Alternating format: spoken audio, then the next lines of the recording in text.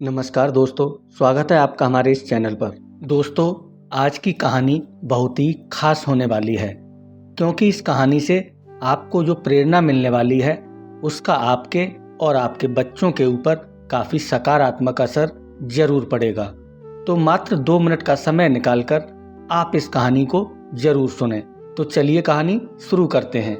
यह तो हम सभी जानते हैं कि एक किसान दिन रात मेहनत करता है ताकि उसकी फसल अच्छी हो और फिर वह उस फसल से अपने छोटे छोटे सपनों को पूरा कर सके। किसान और भगवान। तो दोस्तों, एक बार एक किसान परमात्मा से काफ़ी नाराज हो गया। कभी बाढ़ आ जाए, कभी सूखा पड़ जाए, तो कभी धूप बहुत तेज हो जाए और कभी ओले भी पड़ जाएं। हर बार कुछ न कुछ कारणों से उसकी मेहनत की कमाई यानी कि उसकी फसल बार बार खराब हो रही थी। तो एक दिन परेशान होकर उसने परमात्मा से कहा, देखिए भगवान, आप परमात्मा हैं, आप विश्व विधाता भी हैं, लेकिन लगता है आपको खेती बाड़ी की बिल्कुल भी जानकारी नहीं है। मुझे लगता है खेती के मामले में आपका हाथ बिल्कुल टाइट है। तो बस आपसे एक ही विनती है कि आप मात्र 1 साल मुझे मौका दीजिए। जैसा मैं चाहूँ वैसा मौसम हो, फिर आप देखना मैं किस तरह अपनी फसल को जोरदार बना दूंगा और कैसे अन्न के भंडार भर दूंगा। तभी परमात्मा मुस्कुराए और कहा, ठीक है, जैसा तुम चाहोगे मैं आपको बिल्कुल वैसा ही मौसम दूंगा, मैं दखल नहीं करूंगा। भगवान की यह बात सुनकर किसान काफ़ी खुश हुआ और फिर किसान ने अपनी गेहूं की फसल बोई। जब धूप चाहिए तब धूप मिली, जब पानी तब पानी।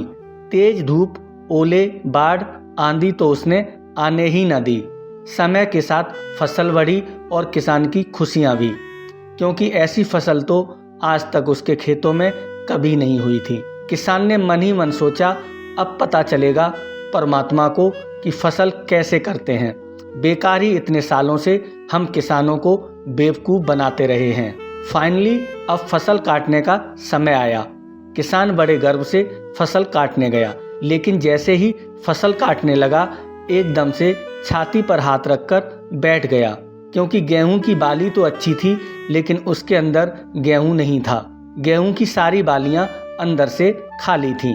किसान को बहुत दुख हुआ और वह परमात्मा से बोला, प्रभु, ये क्या किया आपने? मेरे पौधे के अंदर गेहूं तो है ही नहीं। तब परमात्मा बोले, ये तो होना ही था, तुमने पौधे को संघर्ष करने का जरा सा भी मौका नहीं दिया। न तेज धूप में उनको तपने दिया, न आंधी ओलों से जूझने दिया। उनको किसी प्रकार की चुनौती का एहसास जरा भी नहीं होने दिया। इसीलिए सब पौधे खोखले रह गए। जब आंधी आती है, तेज बारिश होती है, ओले गिरते हैं, तब पौधा अपने बल से ही खड़ा रहता है।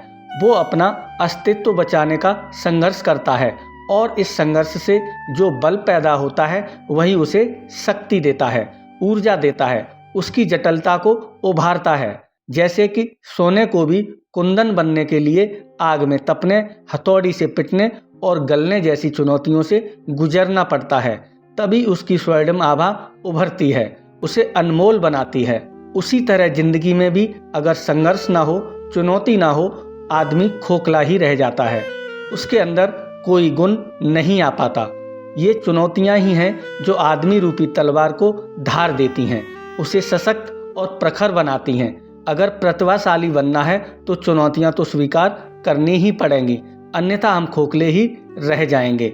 अगर जिंदगी में प्रखर बनना है, प्रतिभाशाली बनना है, तो संघर्ष और चुनौतियों का सामना तो करना ही पड़ेगा। तो दोस्तों, कैसी लगी आपको ये कहानी? आप हमें कमेंट्स में ज़रूर बताएं और ऐसे ही शिक्षाप्रद कहानियाँ सुनने के लिए आप हमारे चैनल को सब्सक्राइब करें। धन्यवाद।